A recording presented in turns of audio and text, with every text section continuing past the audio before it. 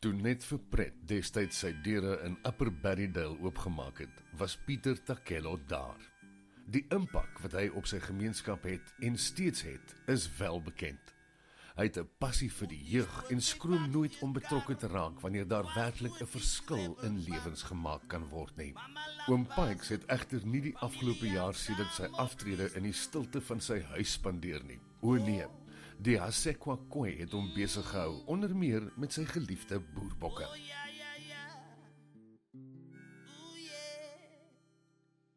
Hierdie kraal se naam is Bokkie, my Bokkie. Op die paglande van Berrydale is waar Pieter se hart behoorlik blom. Die geblær van die bokke bring 'n rustigheid en hy glo vas dat die mens dikwels antwoorde vir alledaagse probleme in die natuur sal vind. Buiten die baanbrekerswerk wat hy by Net vir Pret verrig het, is die Khoi-leier ook bekend vir sy liefde vir musiek, reeldans en die oprigting van gemeenskapsgroentetuine. Maar sy bokke bly sy hart se punt. In sy kraal voel nie net die bokke veilig nie. Die tradisie van ons as die Khoi-volk met ons diere was altyd, ons diere was ook vir ons in 'n vorm van ons voedsel. Want een keer miskien 3 maande word 'n dier geslag en dan word die vleis altyd verdeel aan al die gesinne wat daar is, wat in die kraal rond, kyk, elke persoon het altyd 'n stukkie vleis gekry. Dus was die manier ons saam met mekaar geleef het in die natuur. En ons volk is nie so opgelei, universiteitsopleiding of collegeopleiding, maar ons mense weet presies wanneer 'n bok siek is, weet presies wat om die bok te gee om hom te behandel. Want baie van ons kry, soos jy renosterbos kom, en dis wanneer die bok se maag nie so lekker is, dan kook jy renosterbos, dan gee jy die bok renosterbos in en dan as jy die bok se maag is baie beter.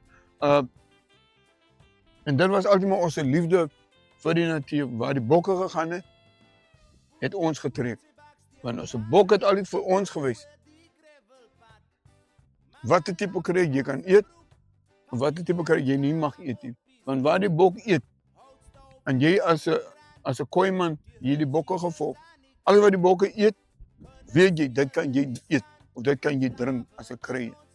En dit wat die bok nie eet nie, jy weet, dis giftig. En dit is so ons geleer het, ook in die natuur van die veld, het ons diere ook vir ons mense geleer van die veld rondom kry wat jy kan gebruik. En is maar net vir ons, vir al die gepraat van myself, dit is my net 'n lekker gevoel om die bok te blaar en om net tussen hulle te sit en dit bring soveel liefde in jou hart bring het, as hulle so raas en ek dink die bokke sal maar vir altyd my tipe boerdery gaan wees wat ek graag wil boer met die tipe bokke. En ek boer tans met boerbok en met Swartse bok wat ek tans met boer. Pieter gesels dikwels oor die Blikkies Band wat hy destyds by Net vir Pret gestig het. Dit was 'n groep jong seuns wat saam musiek gemaak het terwyl ander kattekwaad aangevang het. En nes hy trots is op sy boerdery, vertel hy graag met breë bors oor wat van die oorspronklike lede met hulle lewens bereik het. Die oppas van kinders en oppas van die en bokke is, ek sal sê, daar's 'n ooreenstemming met dit. Want as jy nie jou kind gaan reg opgroei, opvoed nie, dan gaan die kind ook afdwaal van die pad af. En dieselfde met die bokke, as jy die bokke nie reg behandel, die bokke nie die regte kos kry, en die regte kos in die veld eet nie, dan sal die bokke maar ook baie terugtrek, ons noem het terugtrek, hy is altyd maar bly, hy is nooit wat hy sy lyf rond is en wat sy bouderlike vleis aan is, hy sal nie die type goed kry nie. As hy nie die regte voeding gekry het, en dieselfde met 'n kind ook, as hy die kind nie voortydig mee gepraat word oor sy verkeerde ding wat hy doen in die lewe nie, as hy so kan sal maar aanploet om die verkeerde goed, omdat hy kan dink, dit is reg wat hy eintlik doen. Aan die einde is hy verkeerd wat hy doen. Selfs met die bokke ook. Die bokke luister na sy basisstem. As ek roep, Dan moet hulle hoor, nie kom die baas op hulle en hulle moet ook toe kom. So ek het so ek het 'n manier op, kom. Au, maar ek het 'n manier, ek hulle in 'n groep. En dan reageer hulle en dan kom hulle almal kraal toe.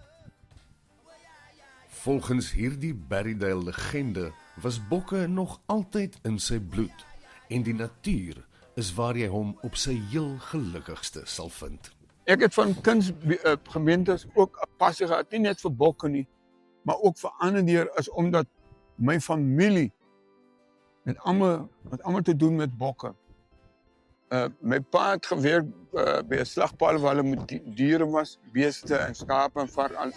Hulle was altyd gedurig in kontak met diere en so het ek daai kontak gaan opbou om lief te raak vir diere waar hulle was. My ouma was deel ook, hy het ook diere gehad. My oompie nou tans het ook steeds sy eie skaap, beeste en sy skape waarmee tans ook nog boer. En dis waar die genepool het net oorgegaan ook aan my in. En ek kan seker die afgelope 15 jaar wat ek nou met bokke boer. En ek sien daar's net suksesse in die bokboerdery. En nou is goed, my hart gooi altyd warm as ek praat van my diere. Klop my hart altyd warm en ek sal met die res van my lewe sal ek maar met my bokchannel sal ek maar boer. En die is daar dalk 'n bokbraai op pad. Op enige oomblik is bokvleis die gesondste vleis wat jy kan kry. En rede hoekom ek dit sê is dat die bokke is die diere wat krye eet. En hulle eet die wat bo die toppe eet, die krye toppe bo eet.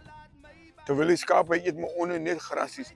En dis kom as jy 'n bok slag en jy eet die vleis, jy kan sommer proe daar is soveel krag in hy vleis en hy chop wat jy eet. Is daar soveel krag in. En ek wil net mense bemoedig, kom ons eet 'n bietjie bokvleis man.